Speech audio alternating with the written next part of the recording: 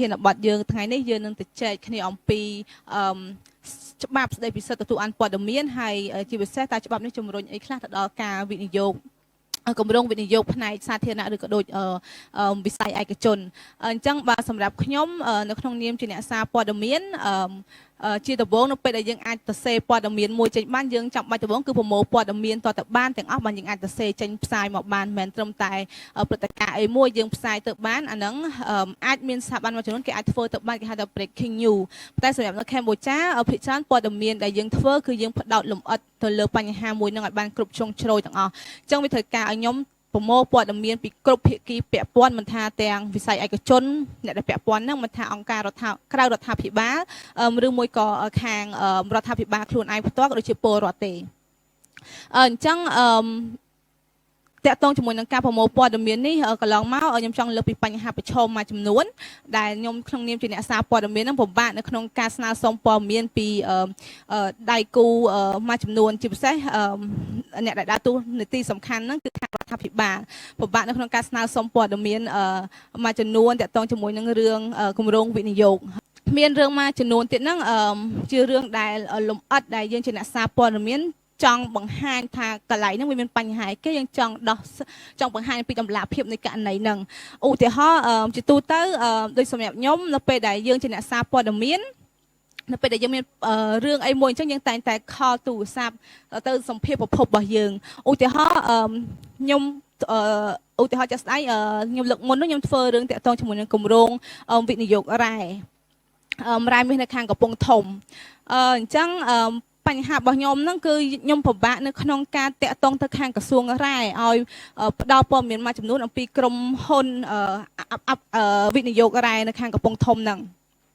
ចឹងបានតាក់ទងតាមទូរស័ព្ទទៅកាន់គាត់សួរព័ត៌មានលម្អិតពីក្រុមហ៊ុនហ្នឹងមានអាជ្ញាប័ណ្ណមានអីត្រឹមត្រូវអត់អញ្ចឹងហ្នឹងហើយការនាំចេញក្នុងមួយឆ្នាំរបស់ក្រុមហ៊ុនហ្នឹងនាំចេញទៅណាហើយមានចំណូលប្រមាណអីប្រមាណអញ្ចឹងទៅក៏ប៉ុន្តែជាក់ស្ដែងពេលដែលយើងតាក់ទងទៅហ្នឹងគាត់ឲ្យយើងដាក់សំណើទៅកាន់ក្រសួងហើយយើងក៏បានទៅសេសំណើរៀបរាប់លម្អិតពីគោលបំណងរបស់យើងនៅក្នុងការស្នើសុំឯកសារឬក៏សុំសម្ភារខាងក្រសួងរ៉ែតាក់ទងនឹងបញ្ហាហ្នឹងក៏ប៉ុន្តែពីមួយថ្ងៃទៅមួយថ្ងៃរហូតដល់ឥឡូវនេះជិតមួយឆ្នាំជាងហើយយើងអត់ទាន់បានឯកសារទាំងអស់ហ្នឹងអាហ្នឹងវាជារឿងមួយហើយរឿងមួយទៀតយើងក៏ព្យាយាមខ្លួនឯងអ្នកសារព័ត៌មានក៏ព្យាយាមស្រាវជ្រាវនៅឯកសារផ្សេងៗនៅតាមអ៊ីនធឺណិតដែរប៉ុន្តែយើងរកអត់បានអញ្ចឹងហើយយើងក៏ព្យាយាមចូលទៅក្នុង website របស់ក្រសួងដែរប៉ុន្តែ website ហ្នឹងពិបាកក្នុងការរកទៀតហើយ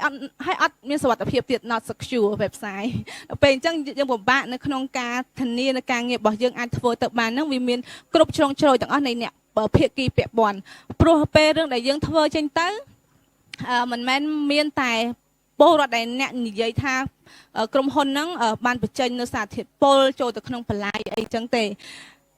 យើងលើកតែមួយជ្រុងអញ្ចឹងវាមិនបានបង្ហាញពីទស្សនៈ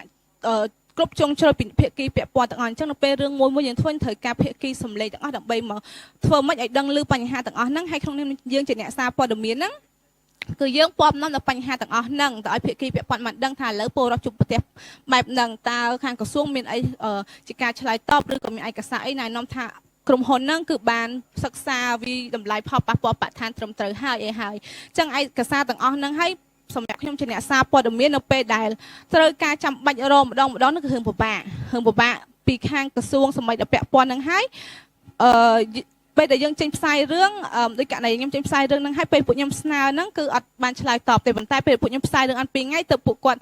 ចុះទៅពិនិត្យឡើងហ្នឹងថាអត់មានការបំពុលអីទេអញ្ចឹងហើយសម្រាប់ខ្ញុំជាអ្នកសារព័ត៌មានយើងក៏សង្ឃឹមថានៅពេលដែលមានច្បាប់ស្តីពីសិទ្ធិទទួលបានព័ត៌មាននេះអ្នកសារព័ត៌មានក៏ដូចជាពលរដ្ឋម្ចាស់ប្រទេសដែរគាត់នឹងទទួលបានព័ត៌មានមួយដែលគ្រប់ជ្រុងជ្រោយមានតម្លាភាពពេញលេញព្រោះខ្ញុំជាអ្នកសារព័ត៌មាននេះមិនមែនតែអ្នកដោះស្រាយបញ្ហាជាចកាយប៉ុន្តែយើងព្យាយាមធ្វើឲ្យបង្ហាញឲ្យពលរដ្ឋទទួលបាននូវព័ត៌មានដែលពិត